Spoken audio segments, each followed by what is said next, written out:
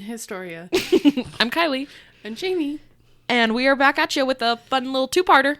And I don't know what we're talking about today. This one took me all week to do just because I did it during my lunch breaks. Okay. But it's fun. It's going to be a lot of fun. It is something I think we've talked about before. I'm not sure. Okay. Well, I guess I'll just hop into it. So yeah, this week is going to be not as long as next week, but there's still like a lot of information to compact into this. Mm-hmm. Do you have any idea? Like any clue? No, I never know what you're going to do. So you just pick a topic and I say, okay.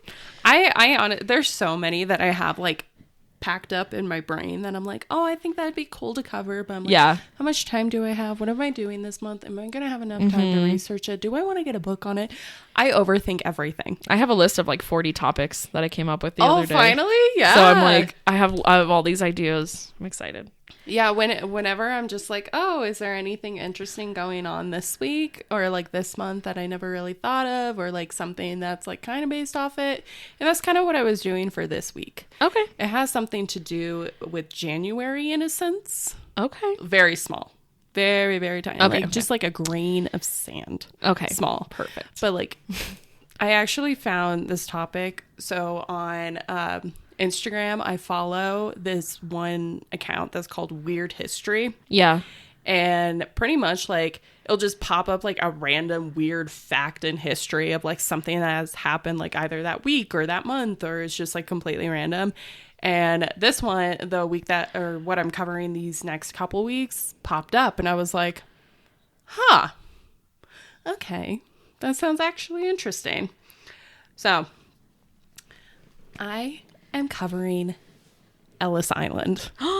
Ooh. Yes. That sounds fun. Some people are probably like, what the fuck? I've heard of it. I don't know all the details, so I'm excited to.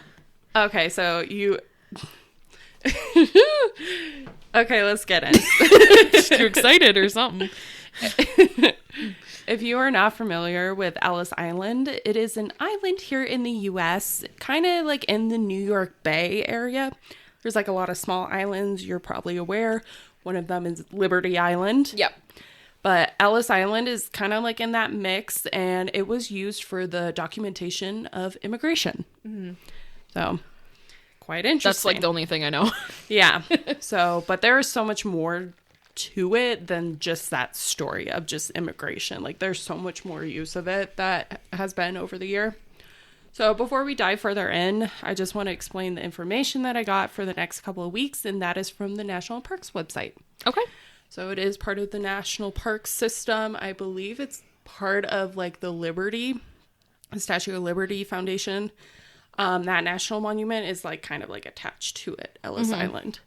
But I'll kind of discuss it next week. Like, it was very brief and like the information that I had, but that's all of next week. I just wanted to pretty much go over where I'm getting all my informations from. It has really, really good information and it's very detailed.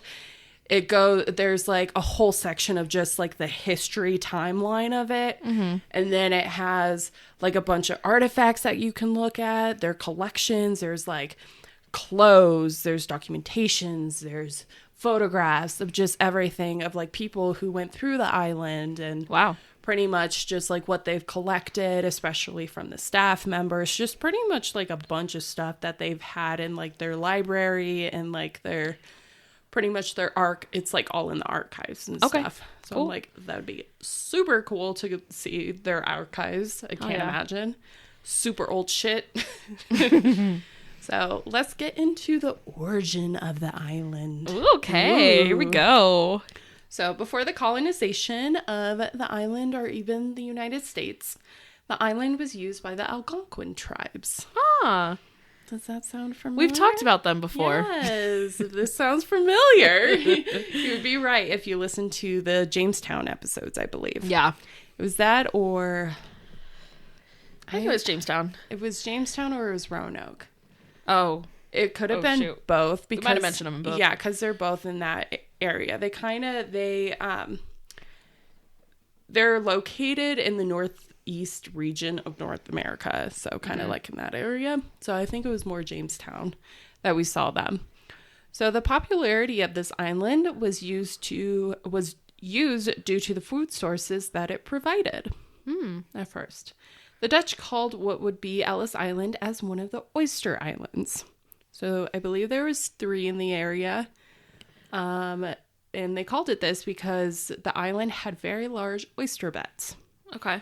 So good old yummy oysters. Yummy, yummy. Find some pearls maybe occasionally. You never for sure. know. That's the goal. So in this area of the island, there were also other food sources that helped the Algonquin tribes. That's why they traveled there. So there was also striped bass, finfish, shellfish, crab, clams, and then inland there was like deer, ducks, pretty much just whatever native species that were there. They also found, for like further proof of this, in excavating the site in 1985, they found animal fragments, fossilized plants, and even arrowheads. Oh, wow. Yeah, so this gave proof that, they actually used this island for some use. Mm-hmm. So they also, data has also found that in the spring, they would harvest the clams and crabs. So they would kind of go from the inland out there to just harvest whatever they could. And then in the summer, they would harvest the oysters. So they kind of switched around the island to make sure that they weren't overusing. Yeah. Like they weren't just pulling in the middle of summer like a bunch of clams and crabs and stuff, because then they're not going to have any for the spring. Right. So they would also use their hunting skills inland on the island to provide food for their tribes. So a lot of them would take like their little canoe boats and just row out there and get what they needed, because all of these islands are pretty close to one another. They're not very far from like the actual inland area. They're all just like little small islands, and Ellis Island was just one that became very interesting to everybody. So next one. So to keep the cycle, they did this yearly, and it became pretty constant. Like it was their normal thing, but of course that got disturbed when the Dutch and English were like, "Hello, I am here." Of course, you always got to come in. Yeah, because it's crazy too, because it was around like the 1600s that the Dutch actually took New York. It wasn't the English who had it first. They actually, the Dutch called New York New Netherlands at first. Huh. Like there's a huge history, and then I'll go into later. But a crazy thing also during like this 1600s in the New York Bay, a man by the name of Henry Hudson came. Hudson River. Exactly. Yep. Connections. Yep. There's always connections to everything. So this was in 1609 when he like came through, and then he kind of did his exploring, whatever, kind of stayed around, did whatever he wanted, because that's what they did. So moving further down the timeline, it is now 1624, and the Dutch established a fur trading system on Governor's Island, which is pretty much adjacent to Ellis Island. But they pretty much use these islands as like a fur trading system. Like that was their thing that they wanted, because there was so many different types of animals that they can get furs from, that they can trade there, and then they can go back and trade, because the Netherlands and like pretty much like Amsterdam and stuff was like a huge trading hub.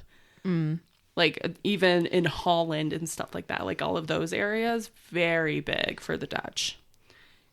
I didn't know this until there was a movie I watched on something about tulips or something. I don't know. Tulips? Yeah. Oh. But it was like a whole trading system or whatever, because it was like a huge demand. I don't know. I don't know why I was watching it. It was interesting. Let's move on. So the Dutch pretty much had all access to these small islands up to 1664, when the English came in and were like, get the fuck out of here. So eventually the English would worm their way into the bay and kick the Dutch out. They're like, get the fuck out of here. Like, you want our boats? Because they had a pretty good navy. And the Dutch were like, oh, we probably shouldn't. Like, we did our training. Like, I guess we'll go up to, like, Canada or something. And they're like, just get the fuck out of here. Just leave. That's all we want. So they did. So the English would plant their flag down because that's the shit they did. And they were like, we are now New York. And we own everything. Of course. So with the English now taking control of New York, they also started to grant people ownership of different islands in the harbor. This was pretty much that they would grant ownership to very high up individuals. So like a lot of people who were like lords or governors and stuff like that, like, or people who were very prestigious for the families that just came over for whatever reason that had a lot of money. Yeah. Or like they were pretty much like the king or queen were just like, oh, you're a great person. Like, help them out when they go to the New World. And since there were so many like little islands just in the New York Bay, pretty much they were up for grabs that they were just like handing over ownership to them. So pretty much from 1674 to 1679, these islands would start to be sold off to a bunch of different ones. Like, we're granting you this, we're granting you this. Of course, they were probably still taking taxes from them because, like, why not? And for Ellis Island, still being considered as an oyster island, it would eventually be granted to a man by the name of Captain William Dyer. So he was a pretty high up man. So William Dyer was a collector of customs, and even in the future, he would become the mayor of New York. I was like, why do I know his name? It sounds really familiar. Yeah, so he would be a mayor, like an early mayor of New York.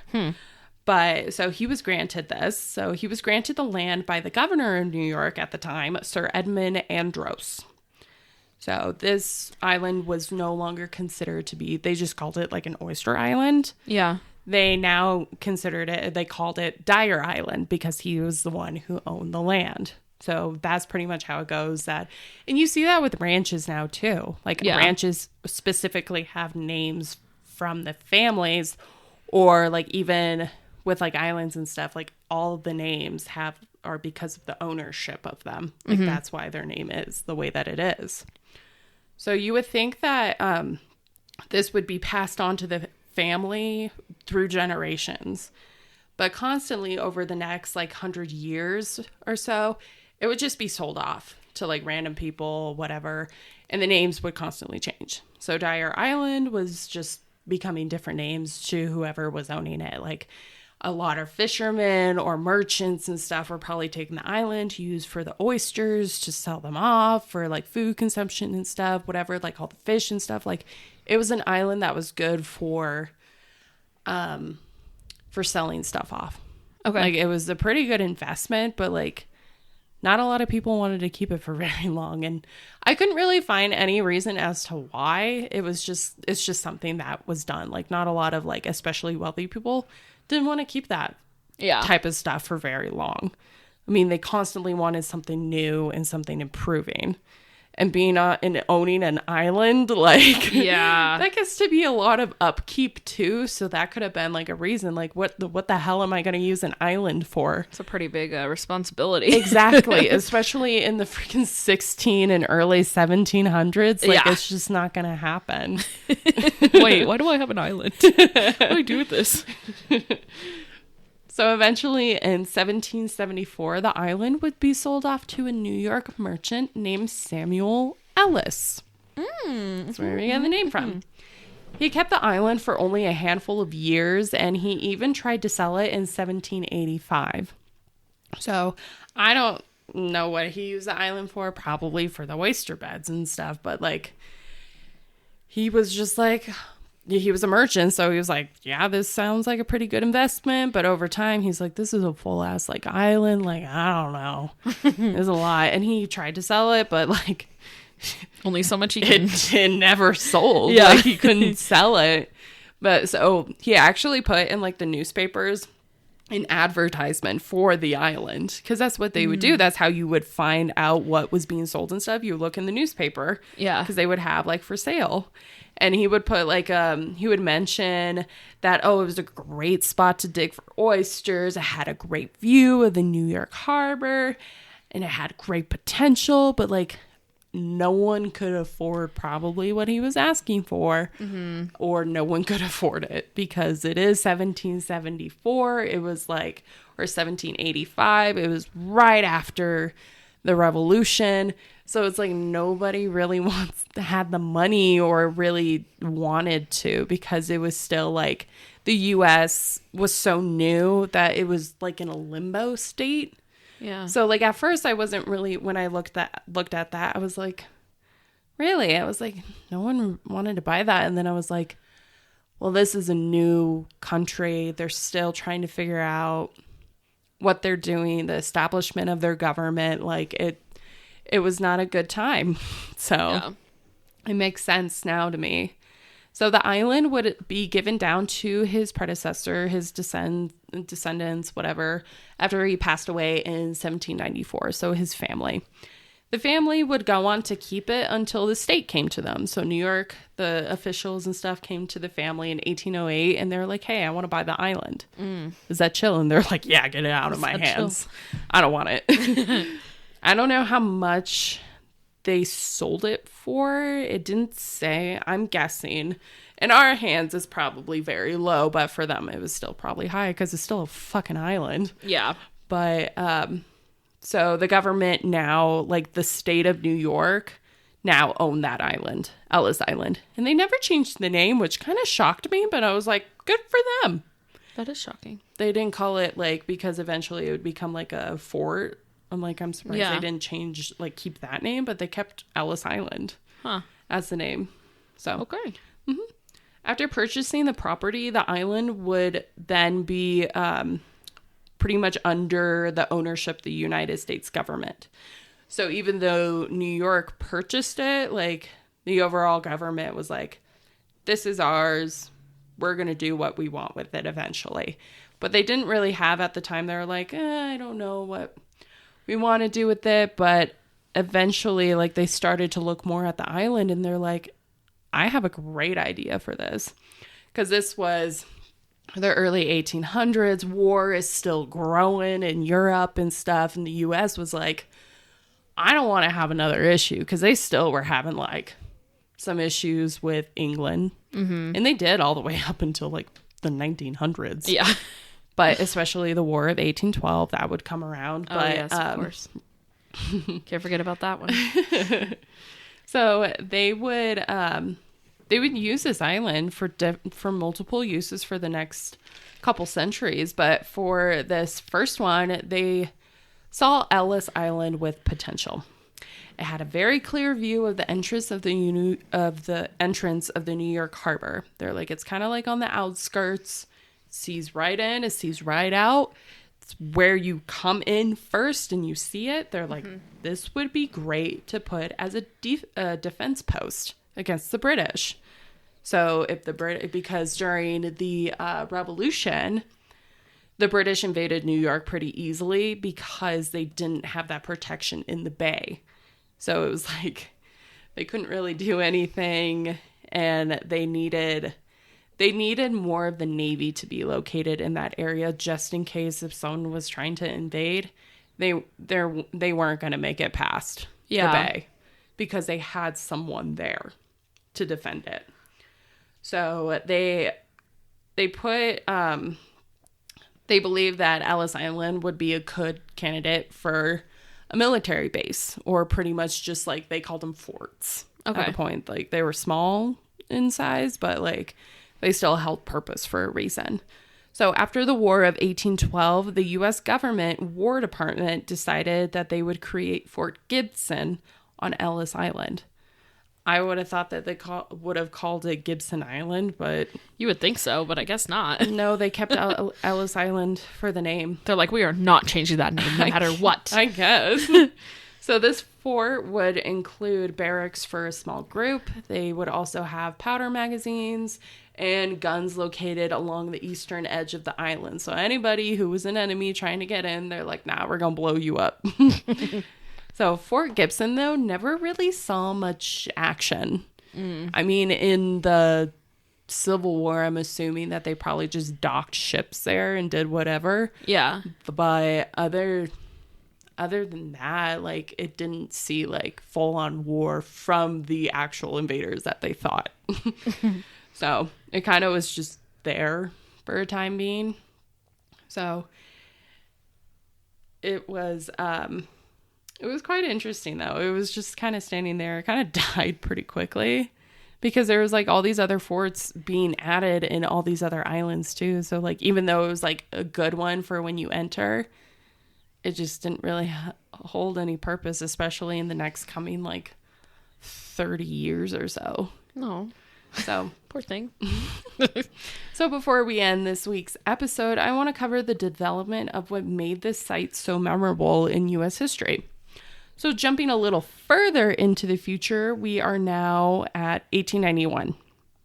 So the U.S. has gone through a lot between the Civil War and the Reconstruction of the country after, because when you think of like after the Civil War, that, oh, everything was just like, oh, slavery ended, this, like, everything's good, whatever, the government's like rebuilt, whatever. No, it took years of reconstruction, from not only the buildings to the individual lives, but also to the government, because they're like, okay, how do we prevent something like this from happening again, to where we are so divided? So more laws had to become intact, it was just pretty much like they wanted to focus on more things. And one of them that they were like, okay, in this reconstruction that we were doing, we want to focus more on what is going through like immigration status, especially as a growing country.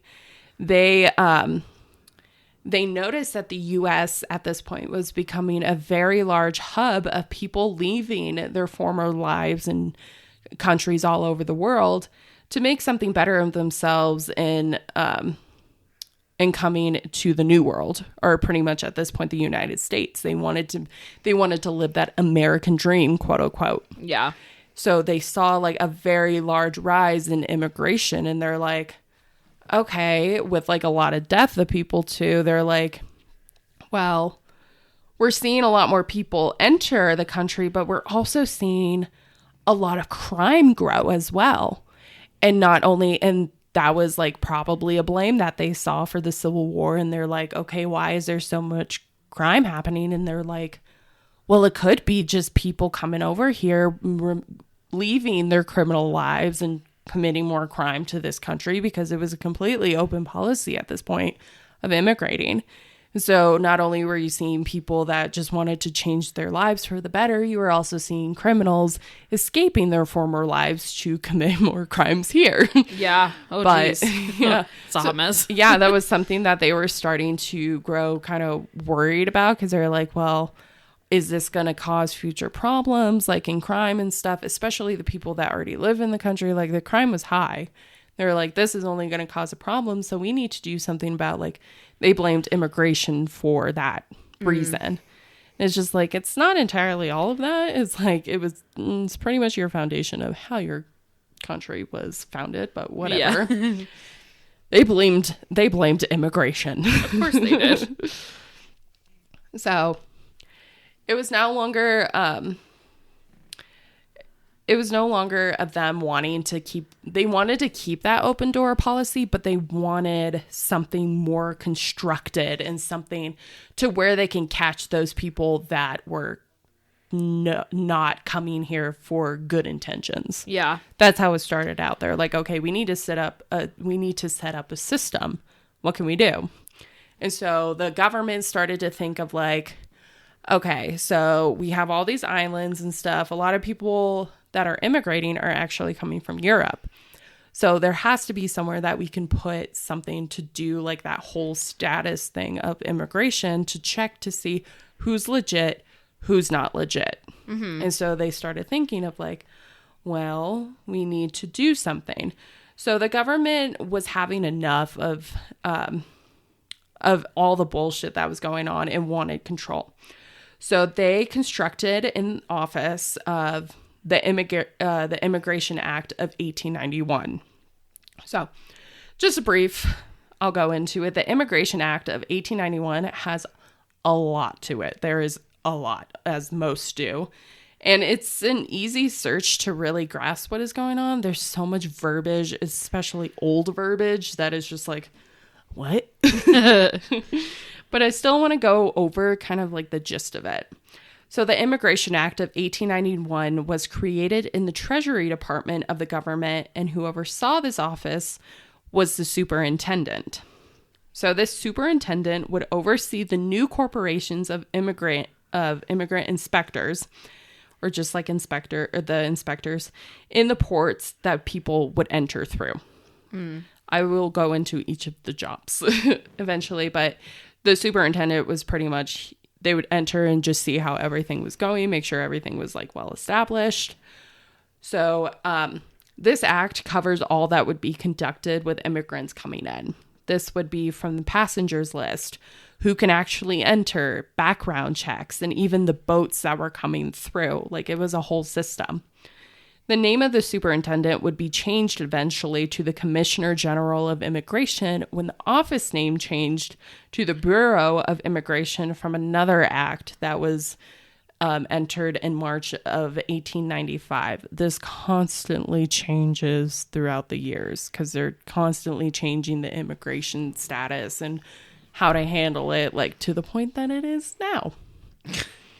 Perfect. Yeah. Closed door policy. Yeah, pretty much. So the immigration office would continue throughout the years, as in 1903, the Bureau of Immigration was no longer part of the Treasury Department, but now was part of the Department of Commerce and Labor. Another change. This would change eventually. This act is what founded the use of Ellis Island. Oh. So, with this new act in play, the government really wanted to crack down on who was immigrating into the country, and they needed a place to be exact on how they were going to do it. And the idea of Ellis Island came to mind. The use of the island was dying as a military fort, and where it was located would be perfect for the boats entering into the bay. So you're not entering completely in the mainland. It was an island by itself, so they had complete control of who was stopping where. Like, you couldn't just, like, get there and then run off. Like, you're stuck on an island. Like, they had a whole system for it, and they're like, this would be the perfect place to do it because you get to see the bay, you get to see, like, oh, the country that you could be going into or not. Yeah. But, like, they had complete control over that. So in 1891, the government, with their control over the island now, decided to use the old fort and instead build an immigration inspection center. So Ellis Island. Nice. This station was massive. And only being the beginning of building the structure on the island. They would also use this old fort buildings around the island to use. They would put, eventually everything would change as these were built not that well, but I will go into that a little further next week. So you would think it would take years for such like a massive building, for being the main building. It would take years to build. And for the docks to be made, that all the boats would go through and just some of the added things. But on January 1st, 1892, Ellis Island would welcome the first wave of the millions of people that would pass through in the decades it would be open. Oh. So. Wow. That is this week's. Interesting. Yes. I would never think to like even consider the history of Ellis Island. There is so much to it. That's so cool. At first I was like, I don't know, because honestly, I got onto this. Not only was the weird history topic that I saw on Instagram, but it was also my cousin recently did this last summer, a little bit digging into our family history on my mom. Excuse me. Oh my God. on my mom's side. Yeah. And I guess on my mom's side, on like her dad's side, so my grandpa's side, his family came through Ellis Island. Oh, wow. That's interesting. So I'll kind of explain a little bit further of that from what I remember. I was going to ask my cousin, but I just didn't have enough time. That's cool. But I'll talk about connection to it. Yeah, I'll talk about it a little bit of like my story, I guess, like next week. But yeah, cool. So sweet. I like it. Yeah. Shocking. Yeah, it's a fun little topic. Yeah. Nothing too wild, you know. And it opened on January 1st. So oh, okay. There's the January. Cool. Little grain of salt. Yeah. There we go. Awesome. Yeah. Where can you find us? You can find us on Facebook, Instagram, TikTok, and YouTube at Historia the Podcast. And you can email us at historiathepodcast@gmail.com. Yay. Send us your ideas for 2023. We'd love to hear it. It should be fun. Yeah. All right. And we'll see you next week for another episode on Ellis Island. Woo! Woo! Find out what happens next. Dun, dun, dun. Catch you next week.